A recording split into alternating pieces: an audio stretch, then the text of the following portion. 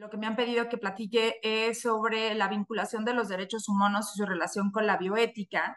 Y básicamente podemos, yo, pues precisamente por ser abogada y porque siempre he vinculado o he tratado de analizar la bioética desde un punto de vista, desde el área del derecho, ¿no? Que es a lo que yo me dedico.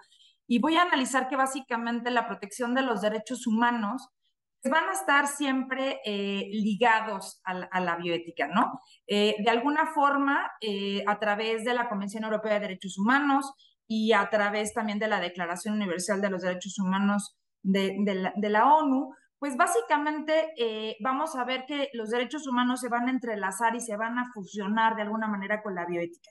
Sin embargo, la bioética va a analizarlo no desde el punto de vista como lo analizaría el aspecto jurídico, sino que básicamente vamos a tener un significado particular, ¿no? Que básicamente no vamos a seguir esta tradición filosófica o jurídica de los derechos como tal, sino que vamos a analizar la autonomía de la persona y la dignidad de la persona desde otro enfoque, desde otra perspectiva.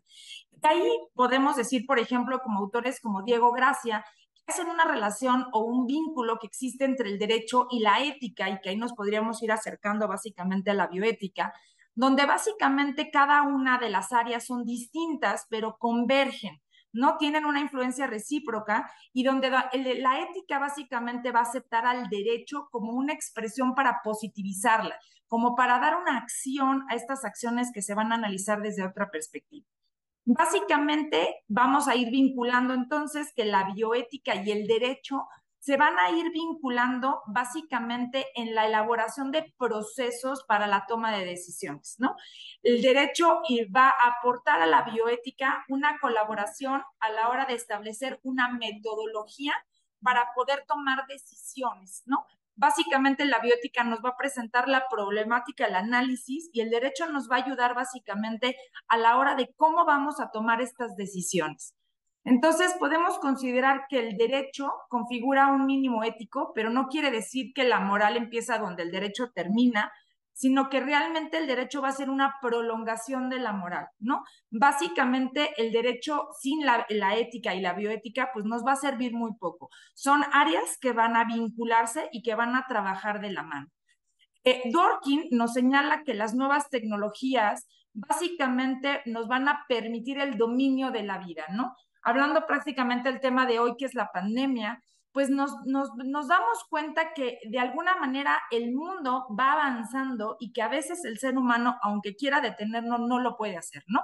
Los 2 años que nos tocaron de pandemia pudimos ver que jamás, yo creo que nadie en sus mentes, en enero de 2020, pudimos haber pensado que íbamos a estar encerrados en nuestras casas. En este mundo tan civilizado, con tanta tecnología, con tantas cuestiones, ¿cuándo íbamos a pensar que realmente la ciencia no iba a alcanzar a controlar lo que estaba sucediendo, ¿no? Entonces, básicamente, aunque creamos que podemos dominar la vida, la realidad es que está fuera de nuestro control. Entonces, básicamente los avances científicos, como lo estamos analizando, han supuesto un cambio en la sociedad, tanto de carácter cualitativo como cuantitativo, ¿no? Nos han obligado a replantearnos como seres humanos precisamente cuestiones que nos van a afectar. Y bueno, la pandemia pues es un caso que nos ha obligado a replantearnos un montón de aspectos y un montón de situaciones, ¿no? Básicamente nosotros necesitamos buscar o analizar una bioética desde una perspectiva laica, flexible, estrechamente vinculada con el derecho, pero básicamente su soporte tienen que ser precisamente los derechos humanos, ¿no? Precisamente porque tenemos que reflexionar que desde el punto de vista interdisciplinar, ¿cómo vamos a analizar básicamente estas posiciones y estas posturas? Para esto, la bioética se tiene que distinguir como una disciplina de carácter inter y multidisciplinar, ¿no? Tenemos que tener una bioética que precisamente va a cooperar desde diferentes disciplinas. Yo, en mi caso personal, pues aporto desde un punto de vista jurídico, pero tenemos a médicos, tenemos a psicólogos, tenemos a filósofos, tenemos a teólogos. O sea, es básicamente un eje multidisciplinar e interdisciplinar que nos va a ayudar a tomar decisiones más concretas, más formadas, más equilibradas.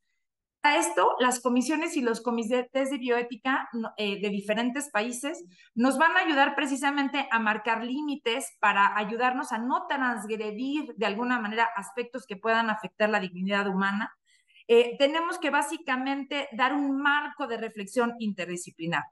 Para esto, la doctora de Delecuona nos señala en su libro, básicamente las comisiones y los comités de ética van a ser mecanismos de interdisciplinaridad, pero que cada uno van a ser independientes y que van a permitir obviamente una teoría que va a proporcionar una acción, ¿no? Nos van a ayudar precisamente a dar herramientas, a dar soluciones a problemas concretos que no va a haber una legislación, que no va a haber de alguna manera algo adicional que nos va a ayudar a resolver estos problemas, ¿no? Entonces, el impacto desde el área que yo lo analizo, básicamente van a ser tratadas desde un impacto, desde cómo de alguna manera estas controversias desde el punto de vista bioético nos van a afectar desde el punto de vista legislativo y jurisprudencial, ¿no? Básicamente voy a trabajar y voy a platicarles algunos casos donde básicamente los derechos humanos se ven involucrados o se ven permeados por la bioética y cómo de alguna manera el derecho tiene que ir solucionando estos aspectos. Entonces, básicamente voy a plantear de diferentes aspectos, algunas, porque obviamente hay muchísimas, de muchísimos aspectos y de muchísimas áreas, y cosas que aún obviamente no tenemos una respuesta, y ni siquiera una respuesta global, porque podemos ver que en diferentes casos, los países o diferentes tribunales jurisprudenciales han resuelto de forma distinta o diversa, ¿no? Entonces, por poner un primer ejemplo, voy a presentarles este caso de la Corte Interamericana de Derechos Humanos, que es el caso Poblete Vilchis contra el Estado de Chile, que donde básicamente, bueno, aquí hay un error porque dice 29-18 y es más bien 2018, perdón, básicamente donde hay una falta precisamente de un respeto a la autonomía de la persona, un respeto al consentimiento informado, donde no se permite que la persona de forma autónoma decida sobre sus propios tratamientos, sobre sus propios deseos, sobre sus propias convicciones, ¿no? Entonces, por lo tanto, hay una transgresión a su vida privada, a su vida familiar. Y aquí es donde precisamente interviene precisamente una corte internacional para tratar de prevalecer o que esto sea como un ejemplo para casos futuros donde los derechos humanos y en este caso de la autonomía de la persona tienen que ser respetadas. Por otro lado, podemos analizar también temas sobre la libertad religiosa y la autonomía de la persona para decidir libremente sobre qué religión quiere practicar. Hay una sentencia que hay muchas, vamos a ver que en Colombia hay, en México hay, y bueno, obviamente en Europa hay un montón, casos sobre precisamente los testigos de Jehová, donde en este caso en específico que les estoy planteando, la Corte Suprema de Argentina en el año 93 y pongo esta sentencia porque precisamente es un paradigma o un caso donde realmente marca una línea clara en el caso de Argentina, donde iniciamos a pensar que ya no podemos tener ese paternalismo médico, donde precisamente las personas van a tener la autonomía para empezar a decidir sobre sus propias cuestiones. En este caso, básicamente, Marcelo Bajomondes decide o no se le niega precisamente a decidir sobre que no quiere utilizar un tratamiento médico en específico, que en este caso es una transfusión sanguínea, porque esto va en contra de sus propias creencias religiosas, ¿no? Si nos vamos a la Convención Americana de Derechos Humanos, nos habla que toda persona tiene derecho a la libertad de pensamiento, conciencia y de religión. Por lo tanto, si es una persona autónoma, libre y de alguna manera con la capacidad para decidir, debemos permitir que las personas decidan libremente sobre sus tratamientos médicos. No podemos de alguna manera imponer una forma de pensar o de creer, ¿no? Y esto básicamente podemos también modificarlo o transferirlo a lo que sucedió en la época de la pandemia, ¿no? Hubo una controversia a nivel internacional, ¿no? Sobre las personas que deseaban o querían ser vacunadas y las personas que no querían ser vacunadas. Y esto es un tema bien controversial porque ¿qué está por arriba, no? El bienestar de una sociedad completa o la libertad y la autonomía de una persona en lo individual, ¿no? Y aquí, pues, hay un tema grande por discutir. Por otro lado, podemos analizar también el acceso precisamente a formar una familia, ¿no?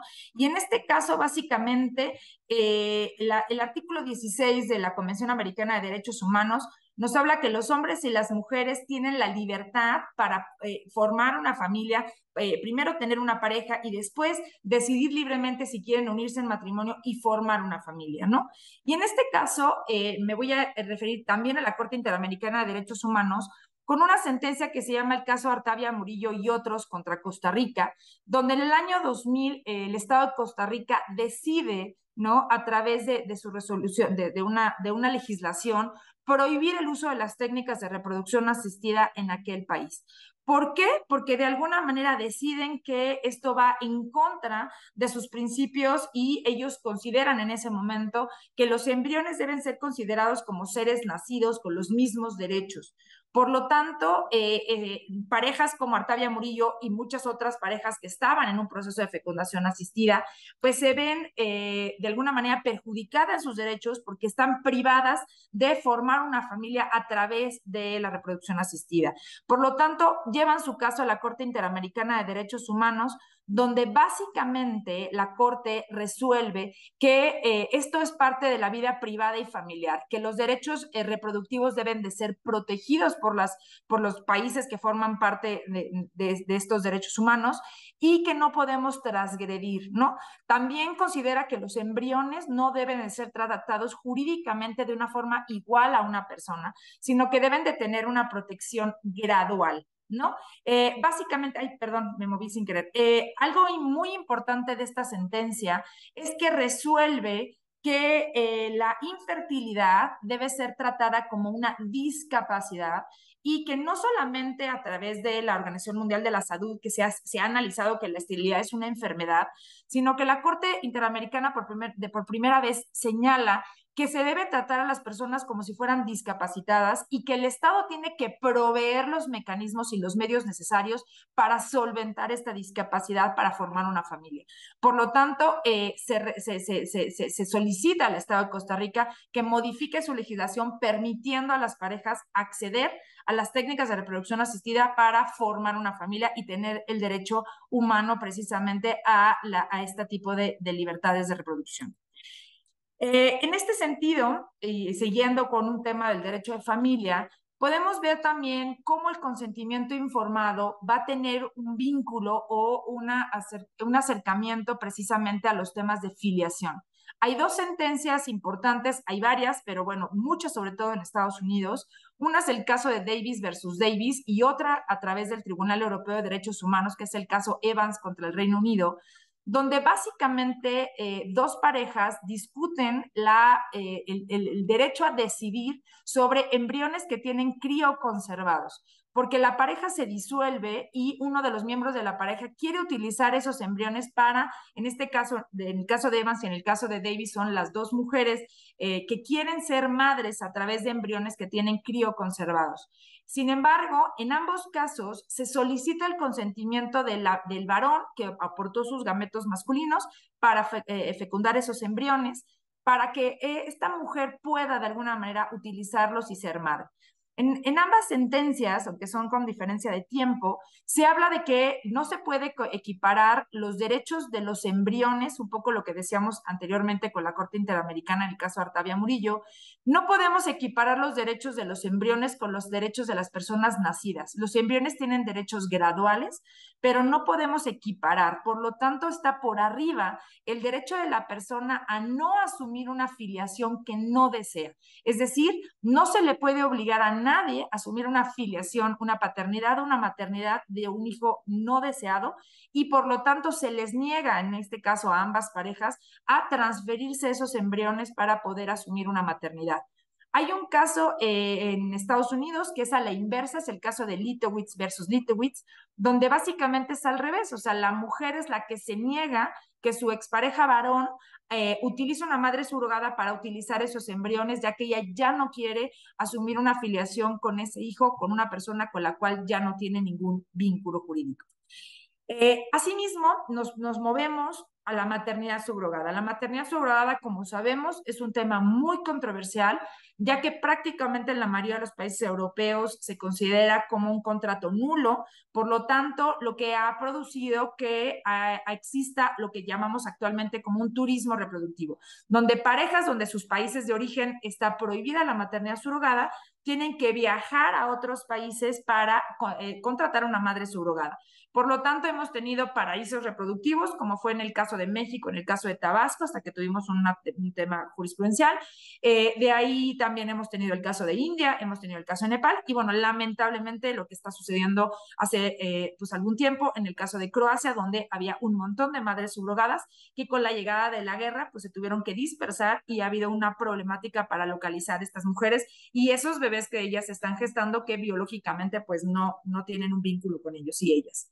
En estos dos casos o en estas dos sentencias contra Francia, también en el Tribunal Europeo de Derechos Humanos, el caso Menes y el caso Lavaz, básicamente son parejas donde viajaron a Estados Unidos a realizar un contrato de maternidad subrogada y donde básicamente a su regreso a Francia, no solamente Francia no les quiere reconocer el vínculo de filiación con estos hijos que nacieron, sino que se les niega el derecho a tener una nacionalidad, en este caso, en el caso de la nacionalidad francesa. ¿No? Entonces, básicamente estamos violentando los derechos humanos porque el artículo 15 de la Convención Americana habla que toda persona tiene derecho a una nacionalidad. En este caso sí tiene la nacionalidad americana, pero hay otros casos que ha sucedido por el caso, por ejemplo, en el caso de India, donde por la legislación india se les niega la nacionalidad india y los países de origen también les niegan la nacionalidad porque no reconocen los contratos de maternidad subrogada. Por lo tanto, no sé qué estoy haciendo con la pluma, porque algo estoy haciendo que estoy manchando la pantalla, pero bueno, les pido una disculpa. Básicamente tenemos estas situaciones controversiales en estas sentencias. Déjenme ver si puedo tratar de quitar, no sé qué estoy haciendo con la pluma, pero bueno, les pido una disculpa, porque ya me moví. Por otro lado, podemos ver completamente distinto en México, la Suprema Corte de Justicia de la Nación, hace 2 años, básicamente dio un amparo en el cual autoriza al Código Civil a regular los temas de maternidad subrogada en relación a la filiación de los hijos nacidos a través de estos procedimientos. Como vemos, es completamente contraria, de alguna manera, a lo que está sucediendo en Europa, donde básicamente la mayoría de los países siguen con la persistencia de negar el uso de la maternidad subrogada, ¿no? Esta resolución de la Corte señala que nos vuelve a demostrar que las legislaciones locales están muy atrasadas respecto a los derechos a nivel internacional y hace un señalamiento donde dice, este Tribunal Constitucional no puede obviar la imperante necesidad que existe en el Estado mexicano de regular el acceso a la gestación por sustitución en su papel comprometido con los derechos fundamentales. Se exhorta a los demás poderes de la Unión y a los poderes de los estados a que en el ámbito de sus competencias regulen de manera urgente y prioritaria en materia tratada de la sentencia. Por lo tanto, la Suprema Corte de Justicia de la Nación está solicitando a las legislaturas locales que regulen los temas de maternidad subrogada, permitiendo su uso, ¿no? Entonces, como podemos ver, ni siquiera a nivel internacional tenemos sentencias similares o parecidas que nos puedan ayudar a resolver precisamente esta problemática igual que muchas otras, ¿no? Hay otra sentencia que también tiene que ver con la maternidad subrogada. Ahorita voy a analizar 3 sentencias que tienen que ver con los menores de edad. Y básicamente esta sentencia que se da en el Tribunal Europeo de Derechos Humanos, que es el caso de Paradiso Campanelli contra Italia, donde una pareja italiana recurre a la maternidad subrogada en Rusia y a su vuelta a Italia y quieren registrar a esta niña como hija de ellos, el tribunal italiano considera que al contrato, al considerarlo nulo, se declara un estado de abandono de la menor y la menor es dada en adopción. Por lo tanto, aquí hay precisamente una violación a los derechos de la familia, a esta protección a formar una familia, pero también hay una controversia porque el Estado está buscando o tratando de buscar, o el argumento que da es precisamente el mayor interés del menor. Y en este caso, para ellos, el mayor interés del menor es buscarle otra familia, porque esta familia de origen que buscó su nacimiento a través de la materia surrogada no es precisamente lo que se debe de proteger. En este sentido, sobre precisamente el mayor interés del menor, ay, me voy a modificar, hay dos sentencias adicionales. Una, que es el caso de Charlie Gard, que nace en el Reino Unido, y también es una sentencia muy controversial porque es un bebé que nace con una rara enfermedad genética y mortal, donde hay una lucha legal de los padres en contra del hospital, porque los padres solicitan al hospital querer sacar a ese bebé del hospital, llevarlo a Estados Unidos, donde supuestamente hay un procedimiento que quizás pueda salvar la vida de su hijo, ¿no? Sin embargo, la sentencia resuelve que buscando el mayor interés del menor, es mejor desconectar y retirar la ventilación artificial del menor y dejarlo morir, ¿no? El Tribunal Superior considera que básicamente este potencial tratamiento que se ofrecía posiblemente en Estados Unidos podía ser inútil y doloroso para el menor y por lo tanto era mejor, ¿no? Dejarle morir con dignidad a trasladarlo a un país a un tratamiento completamente experimental. Y analizando precisamente el mismo tema sobre la protección del menor y buscando su mayor interés, hay una sentencia que tiene que ver con algo que analizábamos al principio, que es una sentencia que se da en México, también a través de la Suprema Corte de Justicia de la Nación en el 2017, donde una niña indígena tarahumara que tiene 6 años y padece leucemia, los padres son testigos de Jehová y se niegan a las transfusiones de sangre, aun cuando el pronóstico de éxito del tratamiento con las transfusiones de sangre para la menor son superiores al 80%. En este caso, se somete el caso al Tribunal Superior precisamente buscando que se limite la patria potestad de los padres y que las creencias religiosas de los padres no transgredan de alguna manera el derecho a la vida y a la salud de la menor, que no puede aún decidir libremente si esas son sus creencias religiosas, ¿no? Por lo tanto, aquí tenemos tres sentencias de forma muy distinta, donde diferentes tribunales analizan o buscan precisamente analizar o buscar el interior superior del menor en diferentes perspectivas. En los tres casos estamos buscando el respeto precisamente de los derechos humanos de las personas nacidas y queremos o buscamos básicamente que, como vemos, son diferentes sentencias en diferentes lugares con diferentes problemáticas, pero en las tres estamos buscando el respeto básicamente de los derechos humanos de estos niños o niñas, ¿no? Y ahí es donde cada tribunal tiene que analizar precisamente o ponderar los derechos de estas personas. Eh, para terminar, ¿no? Y dejar tiempo y no atrasarme, quisiera comentar que el doctor Manuel Jesús López, en su libro El origen de la bioética como problema, hace un análisis o hace una afirmación que dice, la bioética es una disciplina que produce más historia de la que se pueda digerir y precisamente por su carácter de cruce de caminos resulta una materia fascinante, ¿no? Para mí, esta frase es muy significativa porque precisamente como hemos podido analizar en estas poquitas sentencias, porque no teníamos mucho tiempo, podemos ver y analizar cómo cada problemática es distinta, cómo cada tribunal analiza el problema de una forma diferente, cómo de alguna manera las circunstancias pueden ir cambiando, ¿no? Y la pandemia nos presentó precisamente esta problemática completamente distinta. Yo creo que si nosotros hubiéramos analizado el tema de la pandemia antes, ¿no? Hubiéramos desuelto o pensado que el mundo iba a caminar de una forma distinta. También en esos 2 años de pandemia creímos de forma ilusa que el mundo iba a cambiar, que las cosas iban a mejorar y que de alguna manera nosotros como seres humanos íbamos a responsabilizarnos de una forma distinta.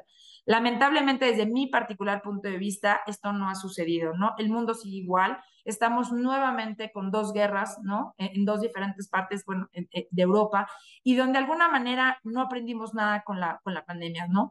Creo que como nosotros, como estudiosos de la bioética, como personas que analizamos estas situaciones, tenemos que enfocarnos precisamente en cómo podemos utilizar la bioética de forma positiva, que nos pueda ayudar precisamente a respetar los derechos humanos, a respetar los derechos de las personas. Con esto termino, les dejo mi correo electrónico por si alguien tuviera alguna duda o algún comentario o algo que pueda ayudar, pues estoy encantada de ayudarles. Y pues muchísimas gracias, Fernando, nuevamente por la invitación. Gracias al observatorio por permitirme estos minutos de charla y les agradezco muchísimo haber estado el día de hoy a todas las personas con las que estamos compartiendo hoy esta plática. Muchas, muchas gracias.